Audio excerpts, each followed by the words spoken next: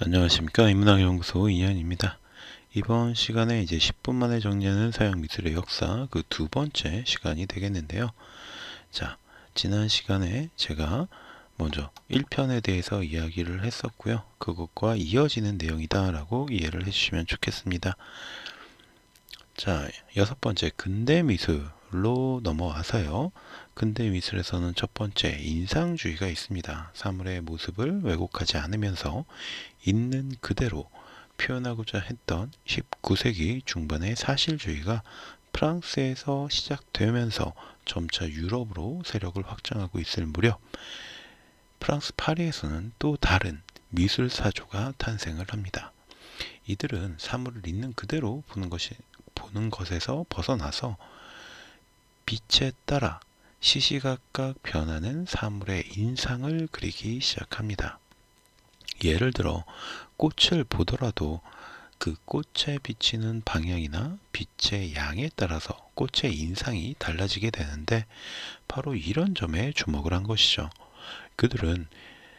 그래서 이들은 작품은 물체의 윤곽이 불분명하고 단순한 명암의 표현, 또 붓자국 등으로 색채를 표현하는 모습을 보이게 됩니다. 왜냐하면 이들은 형태보다 빛을 더 중요하게 생각했기 때문이죠. 그래서 이들을 인상주의 화가라고 부르게 됩니다. 인상주의 화가들의 이러한 시도는 미술계에 큰 반향을 일으켰고요. 혁명과 같은 영향력을 미치게 됩니다. 이러한 인상주의는 물체의 형태 그 자체보다 작가의 생각이나 느낌을 더 중요하게 생각하는 현대 미술에까지 영향을 미치게 되죠. 대표적으로는 에두아르 마네의 풀밭 위의 점심 식사 같은 작품이 있습니다. 그래서 이 인상주의의 대부로 표현되는 마네의 작품 중에 하나인 이 풀밭 위의 점심 식사는 그를 대표하는 작품 중에 하나이고요. 작품 전체적으로 빛이 비치는 숲속을 묘사하고 있고 인물은 명암만을 간단하게 표현하고 있고요. 주변의 나무들 역시 세밀하게 그리지 않고 그 형상을 표현하는 데에만 그치고 있습니다. 처음 이 그림이 발표되었을 당시에는 미술계에서 많은 비판을 받았지만 그 당시에 젊은 화가들에게는 이러한 시도가 굉장히 크게 호평을 받으면서 인기를 끌게 되었죠. 그로 인해서 마네를 따르는 인상파 그룹이 탄생을 하게 됩니다.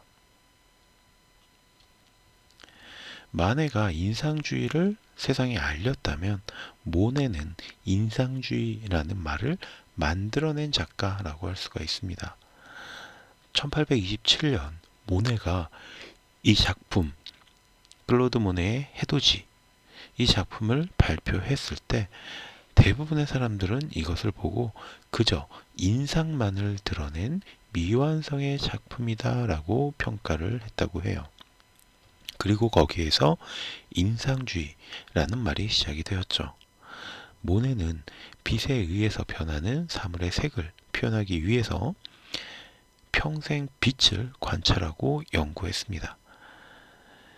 이 그림 역시 시시각각으로 변하는 해돋이의 순간을 감각적인 분놀림으로 그려내어서 해가 뜨는 느낌을 잘 표현했다라고 평가받고 있습니다.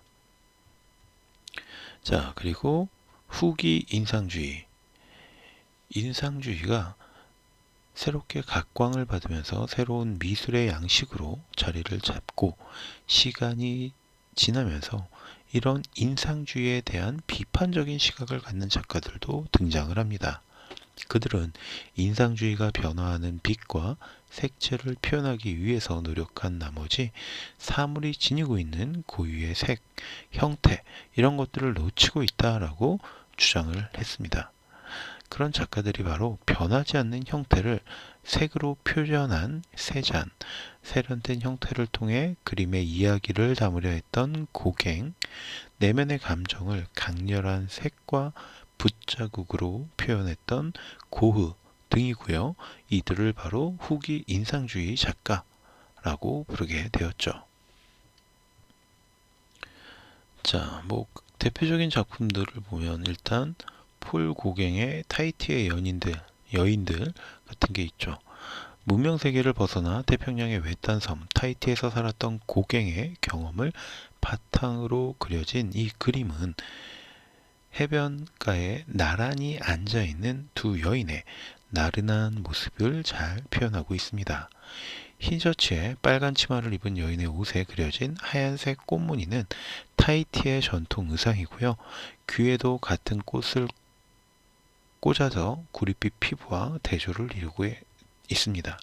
분홍색 옷을 입은 여인 역시 어딘가 우울하고 무신경한 표정이 돋보이는데 이런 표정들과는 또 반대로 에메랄드빛의 바다와 황금빛 모래사장은 강렬하고 화려한 색채를 띠며 현지의 느낌을 생생하게 표현하고 있습니다.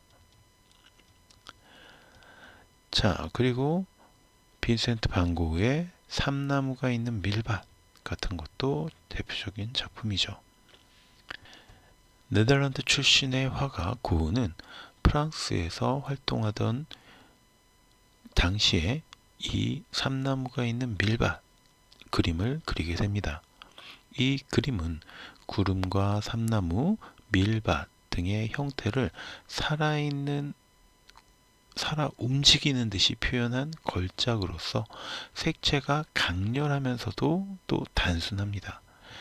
그리고 붓이 지니고 있는 이 격렬한 질감을 잘 살려서 마치 그림이 위로 솟아 올라와 있는 듯한 느낌을 주기도 하죠. 자신의 생각 그리고 느낌 이런 것들을 직접적으로 강렬하게 표현한 고흐의 기법은 현대의 미술가들에게도 큰 영향을 미쳤다고 합니다. 자, 그럼 이제 7번째 현대의 미술로 넘어와서요. 첫 번째로 입체주의. 20세기로 접어들면서 프랑스에서는 사물의 구조를 평면에서 벗어나 입체적으로 표현하려는 운동이 등장을 합니다. 사실주의적 기법인 원근법, 명암법, 인상적인 색채, 감정적 표현 등을 떨쳐내고 사물이나 풍경 등을 여러 가지 입체 조각으로 표현하려고 했던 것이죠. 자, 대표적인 작품이 바로 파블로 피카소의 아비뇽의 처녀들이 되겠습니다. 이 피카소가 그린 아비뇽의 처녀들은 최초의 입체주의 작품으로 불리고 있습니다.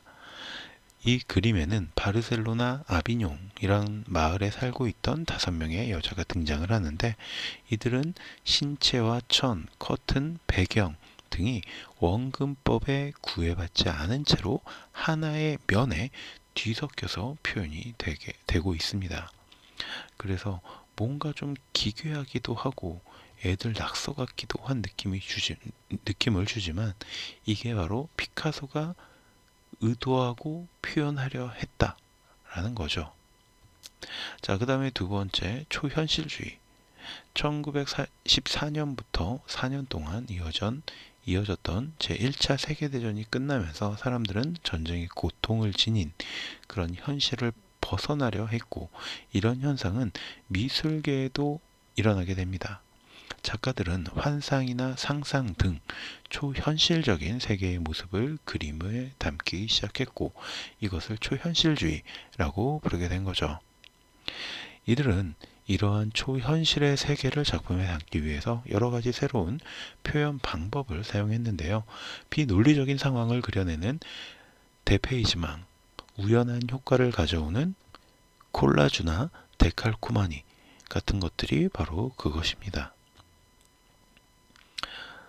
대표적인 게 살바도르 달리 기억의 지속 같은 게 있죠. 초현실주의를 대표하는 작가 달리는 기억의 지속을 통해서 인간의 마음속에 있는 불안과 공포를 드러내고 있습니다. 그는 비현실적인 꿈속의 장면을 표현하는데 이렇게 사물을 합리적인 공간이 아닌 비현실적인 장소에서 위치시키는 표현 방법을 표현합니다. 이게 바로 데페이지망이라는 거죠. 자, 그리고 르네 마그리트가 그렸던 피레네의 성이라는 것도 있죠. 마그리트는 자연의 법칙을 무시하는 그런 그림을 자주 그렸는데 피레네의 성이 대표적인 예라고 할 수 있습니다. 요새 모양의 성이 커다란 바위 위에 지어져 있고 그 거대한 바위는 바다 위에 둥둥 떠 있습니다. 마그리트는 현실 세계를 넘어서기 위한 방법으로 이렇게 거대한 바위가 공중에 떠 있는 모습을 표현했던 것입니다. 자, 그리고 추상주의가 있는데 추상화라는 것은 사물의 실제 모습을 그린 것이 아니라 작가의 생각이나 느낌을 점이나 선, 면, 색채에 의해서 자유롭게 표현한 그림을 의미합니다. 이런 추상화를 그리는 추상주의는 20세기 초 칸단스키에서 시작이 되어서 몬드리안으로 이어지게 됩니다.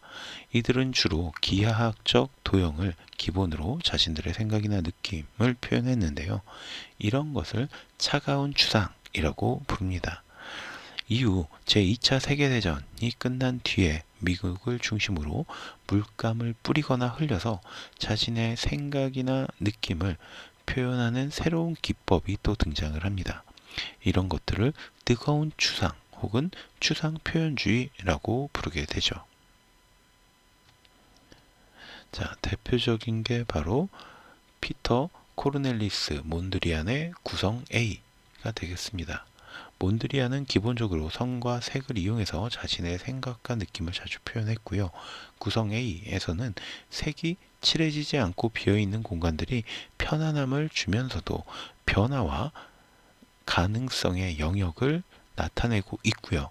구성 B라는 작품에서는 더 단단해진 빨간색과 파란색 면이 전해주는 힘을 느끼게 만들어줍니다. 자, 그리고 잭슨 폴록 가을의 리듬 넘버 31. 자, 이게 바로 물감 그 자체를 막 흘리고 뿌려서 만든 그림이죠.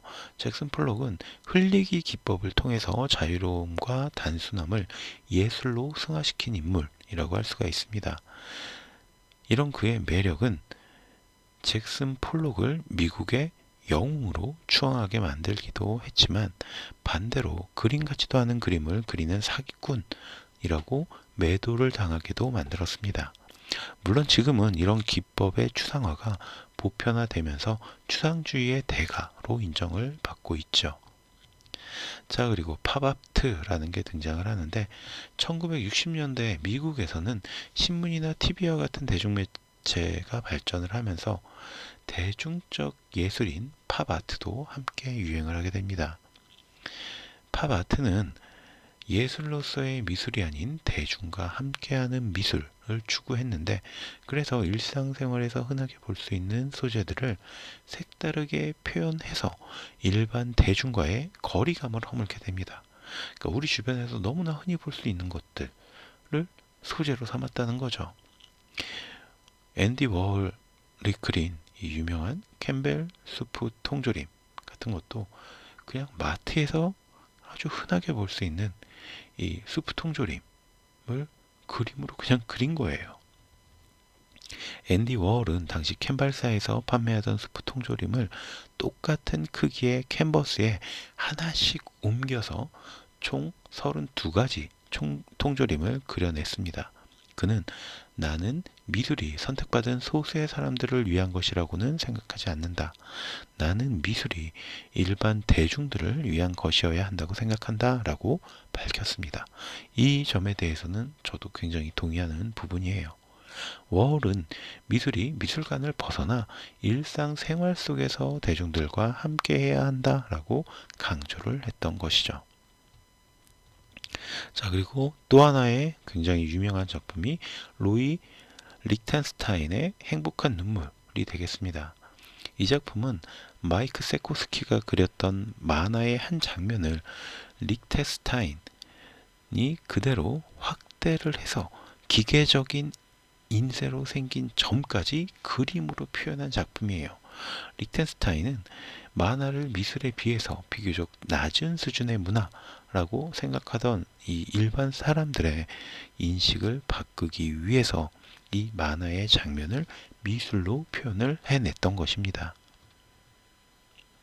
자, 이상으로 고대 그리스 로마의 미술 양식에서부터 근현대에 이르기까지의 미술 양식의 변화와 대표작 이런 것들을 정리해 보았습니다. 물론 제가 미술 전공자가 아니다 보니까 전문적인 설명보다는 서양 미술사가 대충 이렇게 흘러왔다. 그리고 이런 대표작들이 있다. 라는 짧은 평가를 남기는 정도로 대신하지만 뭐 전공자도 아니고 그냥 우리 일반 사람들 시각에서는 이 정도만 기억해 두더라도 굉장히 자신의 배경 지식을 높이는 데 큰 효과가 있지 않을까라고 생각을 해봅니다. 그럼 이번 시간 저는 여기서 마치도록 하고요. 다음 시간에 또 다른 이야기로 찾아뵙도록 하겠습니다. 오늘 제가 여러분께 들려드렸던 이야기가 여러분들의 흥미와 호기심을 어느 정도 만족시켜 드렸다면 구독과 좋아요 또 부탁드리겠습니다. 감사합니다.